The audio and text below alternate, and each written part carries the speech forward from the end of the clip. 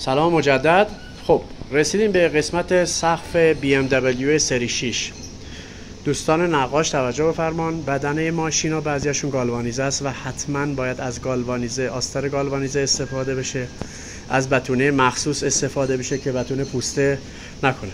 ما صافکاری PDR انجام دادیم، قبلا این سقف آسیب دیده بود و بتونه کرده بودن، متاسفانه آستر استفاده نشده بود و بتونه تبله کرده بود و ترکیده بود. ما این بتونه رو برداشتیم و کار انجام دادیم. الان سقف آماده است، سنباده زبر خورده به خاطر اینکه رنگ پذیر باشه و میریم برای مرحله آستر گالوانیزه و بعدش هم بتونه سنگ.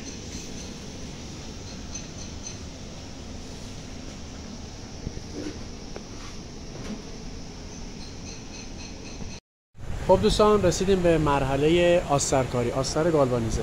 قطعه رو سنباده زبر زدیم، رنگ پذیر شده و آستر گالوانیزه رو به صورت 1 الی 2 دست پاشش انجام میدیم و بعد از اون یه سنباده کاری مختصر و اعمال بتونه سنگ. به خاطر که بتونه از سقف گالوانیزه جدا نشه حتما ما به این آستر نیاز داریم.